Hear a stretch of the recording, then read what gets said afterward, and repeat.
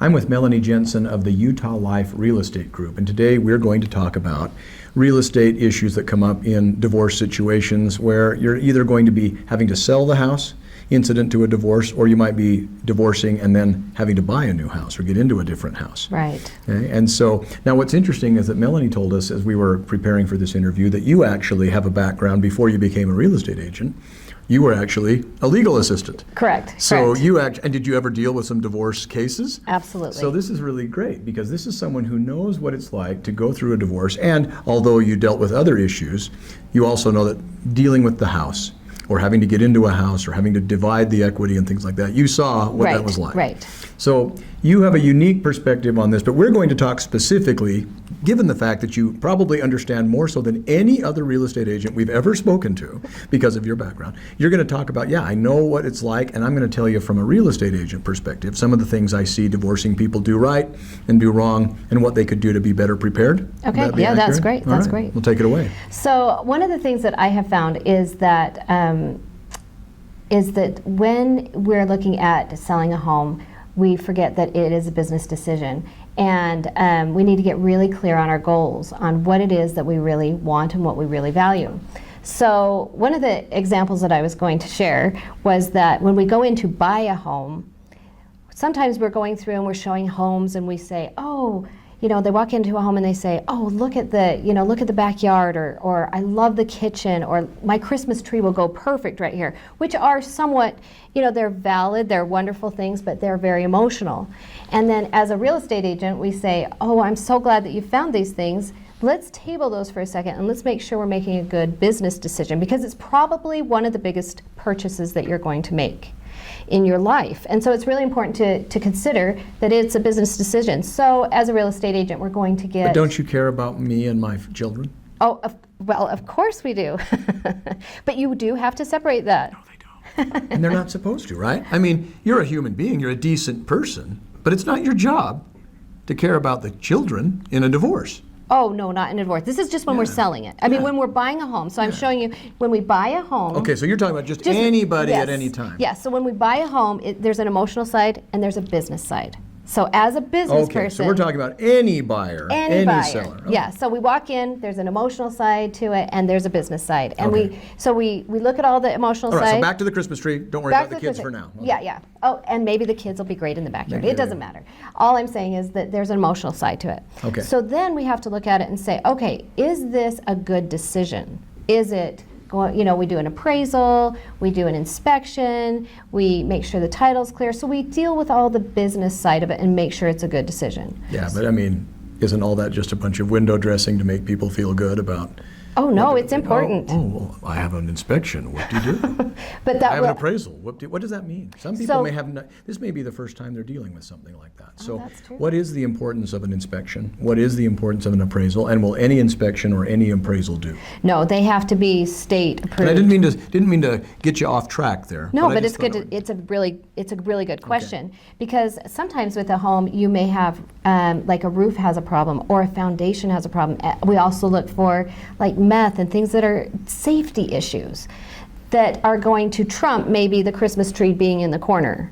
So there's other things that we need to take into consideration. Is the person that is selling the house, are they really able to sell the home? So that you don't get into these business fiascos. So that's why, yes, it is important to make sure that all these things happen. Inspection, because you want to check for roofs, foundations, smoke damage. Was it a meth house before? Yes, radon. Radon. You might buy it only to find out you bought yourself a lawsuit, right? Or you bought yourself a project that's going to consume even more money after you've tapped yourself out just trying to get into this house. Right. An appraisal, obviously, so you can figure out what it's going to be worth. You want to know how much this house is worth so that you're not going to waste any money on it. Right.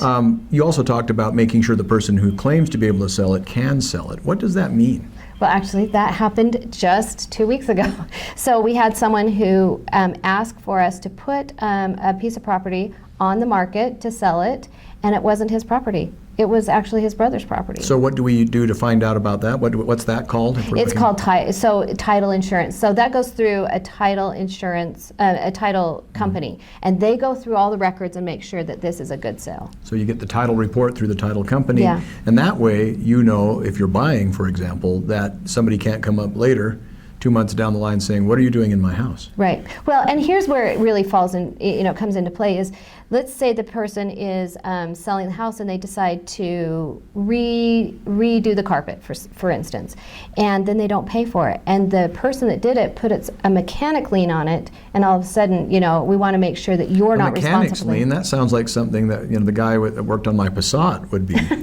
What's a mechanic's lien? It's just someone who's done some work on the home, and they are leaning because they are putting a lien on the home, so they get paid when it sells. So if they, as you pointed out, if they have replaced carpet, if they've done some repair work on your driveway, if they've Right. done some roofing, they put in windows, any of those things, and you don't pay, they can get a lien on the house, which then allows them to sue you, Right. sell your house to get paid, Right. and then they'll give the money back. So if you owe the window guy $10,000, he can sell your house out from under you. You keep $10,000 and say, well, you're out of your house, but here's the rest of the money. Now go buy another house. And I don't know how mechanics liens work, but yes, that's how that happens. Foreclose on the mechanics. But that's why it's important to go through that process, to go through a title company. What if there is a mechanics lien? I guess I can't buy the house, right? Well, it has to be paid off at the sale of the home. So the proceeds of the home, the amount of equity in the home will have to pay off that lien before it can if there's a process. mechanics lien, I'm not out of luck if I'm the buyer. What I'll No. do is I'll tell the seller, it's like, hey, I see there's a mechanics lien. I got my title report, Right. and it says that there's this mechanics lien, so you're going to have to pay this guy off Right. before I will buy your house. Right, and the title company takes care of all that. So they'll make sure that all the funds are distributed to the right people. So that the title is what's known as not encumbered. So it's a clean Correct. title. Correct. Okay. So these are things that some people may not tell you about. Right. Some people may not be aware of. Right. So you'll want to get an inspection to make sure the house just is sound as a place to live in. Right. You're going to want an appraisal so you get a firm idea of what it's worth. Right. And you're going to want to make sure the appraisal is done right. Right. And you're going to want a title report. Correct. Okay. Correct. Regardless of whether you're getting divorced or Right, not. right. But then if we go to sell the home, so we bought a home, we've lived in it for a while, then we decide to divorce. We're going to have some emotional things. Just like the Christmas tree, there are going to be some emotional issues in a divorce, most likely. And it's Can important. I give you an example of Yes. one? That I had a divorce I was handling where the wife did not want to move out because she believed that the ghost of her dead son haunted the house and she wanted to be close to him in that regard. Oh, I haven't dealt with that. Yes. And although I am not without feelings, I laughed it off and said, nice try.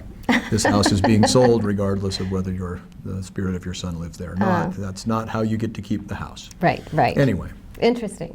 So emotions can run from very Yes. small to very large and very weird things sometimes. Right, right. And it's easy to get stuck in those emotions and to dig your heels in and get stuck in that emotion. But you have to remember, this is the biggest asset that you have. This is one of your biggest purchases. And so you have to separate yourself. It's just wise to separate yourself from those emotions for just a minute, take a look at this and say, okay, this is a business decision. What are my goals? What do I value? Truly, regardless of all the other things, this is a business decision. That's all well and good for somebody who's not having their dream home sold. Of course. And never will have another Christmas Right. where that tree is right there. Right. And all that sort of thing. How do you help people to see this as, whether as a real estate agent or just as somebody who might be telling people how to think in a more business-like, more analytical way? Well, I think that that's a tricky thing. I think that one of the things that you can do is to build a team around you, because sometimes you may think something is a great idea. A team I have to pay money to, perhaps? Well, I mean, I'm just saying you're going to talk to your attorney about it. You're going to talk to your tax advisor about it. You're going to talk to people and say, is this really a good decision? So a team I have to pay money to? Well, maybe. Yeah. Or, people who can okay, get- so maybe I have to pay an attorney, maybe I have to pay an accountant, maybe I have to pay other people, or maybe they'll just come out and do it for free. Well, probably not. Right, But you okay. probably will spend a lot more money. Aha! See, that's what we're talking In the about. right? end. Okay. Yes, it's very, very possible you'll find people that will tell you that they're caring about you, coming out of the woodwork. Oh, look at all the good I can do for you. Well, that's only half true, right? Right. Yes, I can do good for you, but am I worth what I'm charging you for that? Right. If you're not ultimately profiting to some degree, then they're not worth it. And you either have to just set them aside or find somebody who is. Right. Are all real estate agents created equally? Absolutely not. Really? Absolutely not. Are there bad real estate agents out there? Absolutely. Okay, so how do you shop around? Let's talk about real estate agents. And if you wanted to, you could talk briefly a little bit about attorneys too when it comes to, dealing with divorce or real estate transactions. How do I find a good real estate agent? I mean, I realize that even the smartest, most diligent person can be fooled no matter what. But what are some good things that I should be doing? Well, you should do your research. You should, ask around and get advice. The other thing is trust your gut a little bit. When you meet with somebody and you feel uncomfortable, even though I'm really ready to get this divorce or I want to rush into it, don't rush into those kind of things. Don't rush into those relationships. Take a minute back and decide, how do I feel about this? Is this what I want? But also look at their, get advice. Sometimes, sometimes we say attorneys can fuel the fire. We don't want someone who's just going to help fight. Those of you that watch this channel know that I am not the least bit offended by that because it's a true statement. Yes, there are a lot of things that attorneys can do in a divorce situation that make matters worse. Right, So, and that it's just going to cost you more money. are there things that real estate agents can do to make matters worse? In a divorce situation, well, maybe not giving good advice and not. Is it one of those situations where maybe I see an opportunity to make a quick buck from somebody who has timeline concerns or looming debts that they need paid and they need to get some cash quick? Is that, Well, or am it I just making? Could be. That would be really terrible if that happened. But the one You thing ever- that's nice I about guess my question is, do you ever see real estate agents that are saying, hey, it doesn't really matter if I can get more money for this house. I know I'd get a bigger commission, but you know what? The commission I'm going to get by just a quick turnaround is okay with me. And I don't particularly care if this, possibly. I don't care if this client could do better if I Right. waited for another week or so. Right, that's I'm, a great I'm just question. interested in myself. I need some money. What do real estate agents ever do that? That's a good question. That's a good question. I think that, hopefully they're not doing that. I'm sure that happens. One of the things when we talk about price, and this is kind of skipping forward just a little bit, but you should be able to get a second opinion if you want to find out the price of your home. But the comps, so when you have a home and you're putting it on the market, the state of Utah has a website and it gives you all the information of all the homes that are for sale and how many have sold and all the information about them. And it has kind of a formula that helps you understand how much your house is I worth. did not know that. Yeah. I didn't know such a thing existed. Yeah, and not only real estates use it, but also appraisers use the very same information. So it's easy to take that information and say, okay, I have all the information here. How do these two compare? Do you have to pay to use that? Well, a realtor has a license, and they do. Okay, so it's not open to the public. Your real estate No. agent has that. Okay. Right. That's what I was Yeah. wondering. That's the MLS? Yes. Is that what you're saying? The Well, multi-state? yes. Or what is it? The multiple listing service. Right. yes. But it's regulated by the state. Okay, regulated by the state. You have access to it through your agent, but not yourself as the buyer or seller. Right. And sometimes it's easy. I'm kind of taking a side note here. Sometimes it's easy to look at my neighbor and say, okay, well, they have their house for $100,000 more, but they may have. That doesn't mean they're going to sell it for $100,000 more. It's really good to look at what has sold because that's really what's reality. And sometimes that's hard to remember that, just because someone has a house for sale that's across the street and it's more money, it doesn't mean it's going to sell. Do you have any idea why somebody might do that? It's like, hey, I'm your real estate agent and I say that your house should be sold for $300,000. But your neighbor, who is basically the same floor plan across the street, same lot size, basically same house, they're selling for $100,000. What does their real estate agent know that you don't? Do you ever have that come up? Well, it probably isn't the real estate agent. That's what I mean, but you see what I mean. Yeah, it's probably the seller not willing to take the advice of the real estate agent.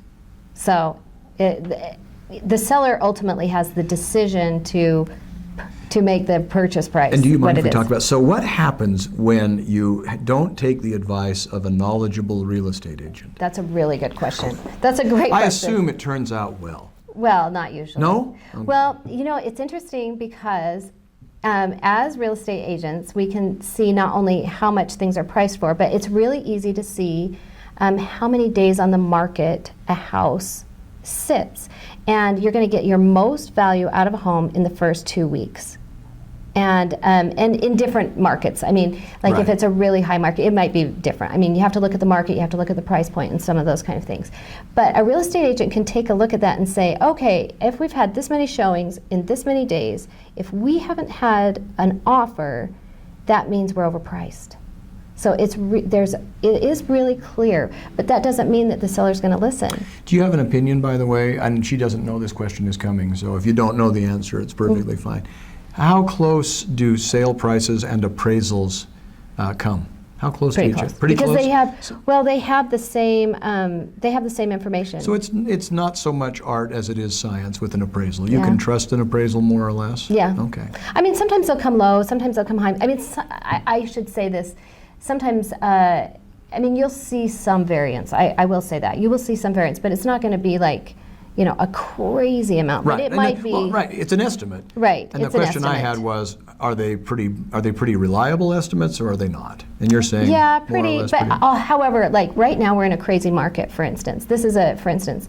So homes are selling, because we have such a shortage of homes on the market in Utah right this second, homes are going for a lot more because people are bidding them up. So the appraisal may look a little bit different, but people want to get into that home and they'll pay that amount if they can.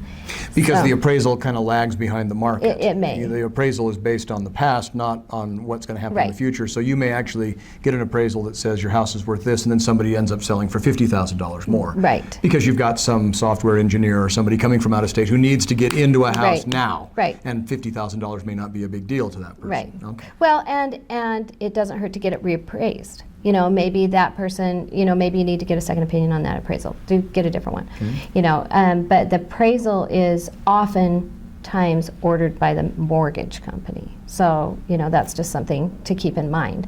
That just because you can find somebody, like we said before, just because you can find somebody who's willing to pay that Doesn't amount. necessarily mean that's the value of the house. Right, and it doesn't mean they can get a loan for it. So they'll either have to come up with the difference, which isn't always likely, or they will not be able to get the mortgage.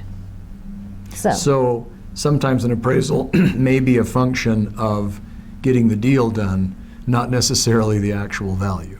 Yeah, sometimes. Okay. Sometimes. That's good. Yeah, to know. but it can fluctuate some. You know, we'll see appraisals come in way too low, and we know that they're worth more than that. You know, and so we do see that a little bit.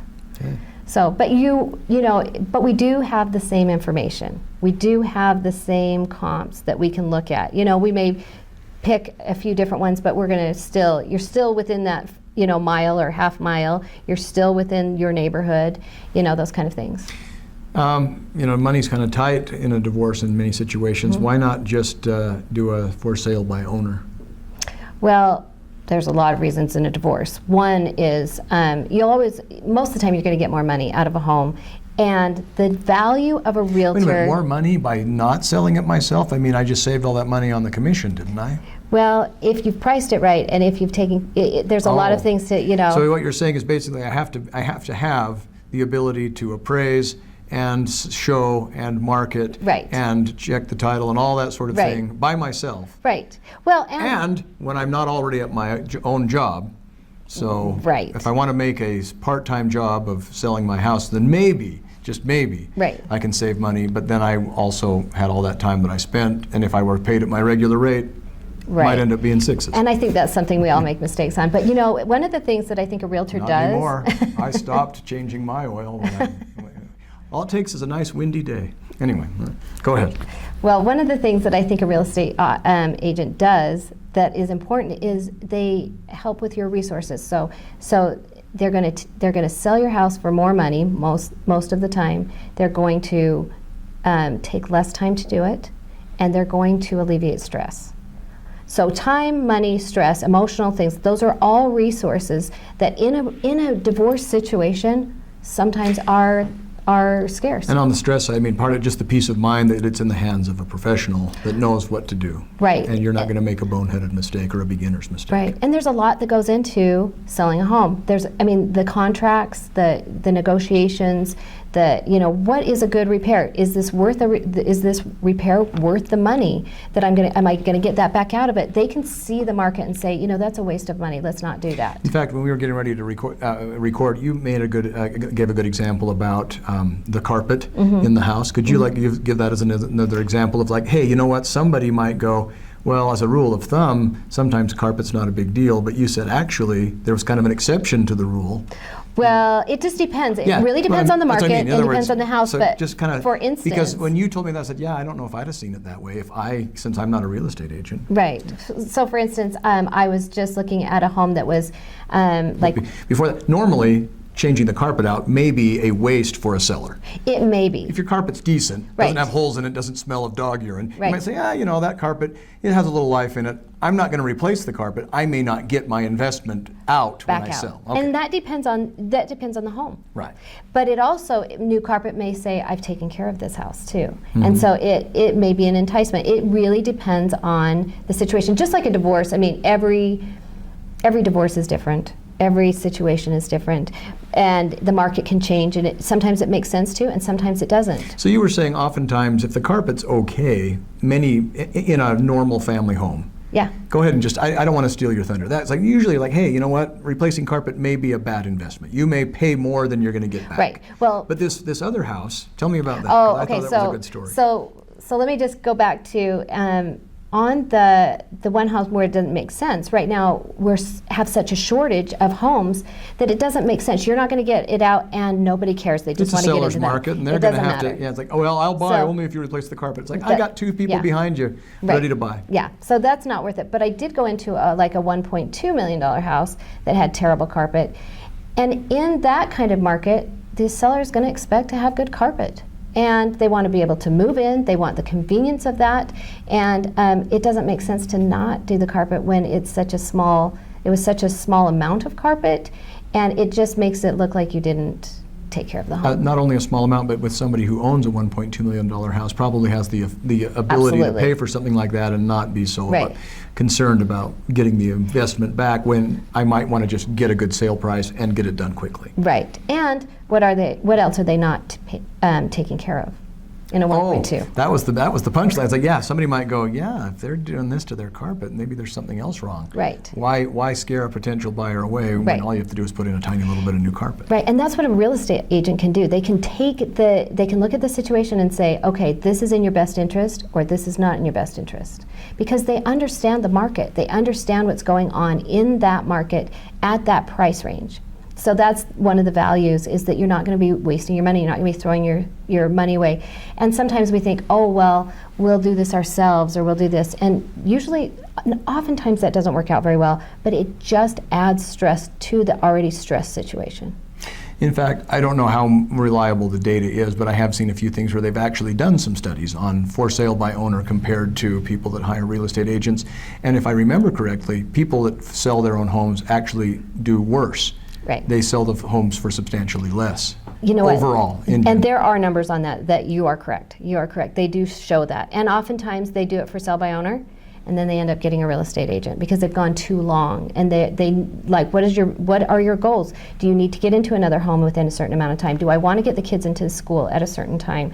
And you waste a lot of time. So again, that real estate agent gives you, you're going to sell it in less time for more money and for less stress. So that's, some of the value.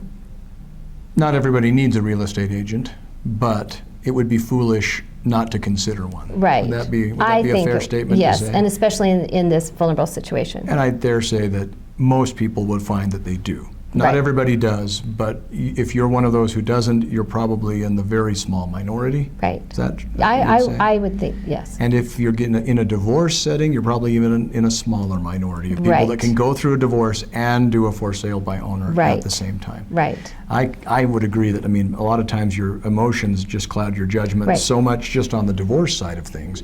One of the biggest parts of the divorce is how you're going to deal with the house. Absolutely, absolutely. And that's where a real estate agent could come in and say, let's table that emotion for a minute, and let's look at this as a business decision. Remember, if we make good decisions with our business, this asset, it's only going to benefit and help me get closer to my goal, whatever that is, whatever that is. One thing that I kind of want to go on, kind of just mention really quickly is it is also good to talk to a tax advisor before you decide whether you're going to keep your home or sell your home. And one of the reasons is because if you sell your home and you're married, you have different tax consequences as capital gains as you do as a single person. So let's say I decide to keep my home. There's a couple things that I'm getting divorced. And I gonna want to keep the home. Okay. Yeah. So there's a couple things I would suggest that you be careful of. And one of them is I would not trade valuable assets to be able to stay in the home that you might not be able to stay in for more than a year or so, because you want to make sure you can actually afford to stay in the home. Maybe the emotions will be too much. Are you going to be constantly looking at things that you wish were different? So is there an emotional interest cost? But you want to make sure you're, again, making a good business decision. Don't trade valuable assets unless you're really sure it's a good trade. Does that make sense? Mm-hmm. But then, if you choose to keep the home and then you sell it in a year, you will be taxed at a different rate. So you're going to have your best tax. Talk to a tax attorney about this. I'm not a tax attorney, but you're going to have a different rate of capital gains. As a married person, you're going to get more money and be able to save more money if you sell it as a married person than as a single person. Mm. So that's something to consider. So like I said, this is a business decision. Just like when we bought a home, we looked at appraisal and we looked at inspection. When we sell this house, we need to look at, especially in a divorce situation, we need to look at, what are the tax consequences going to be? Who are we going to hire to take care of some of these if we need repairs done? Sometimes a real estate agent can help keep that moving in the right way, keep it in a business setting. Does that make sense? And I can also say, maybe you've experienced this yourself, where if it's a for sale by owner, sometimes you've got someone that doesn't want the house sold. Right. They've agreed to sell it, but they really Right. had no intention of. And if you leave it to that person, it's like I'm long gone. You and I got divorced, and I Right. moved on with my life, and I took that job in Arizona, and I trust you're going to get the house sold, but you never let anybody in.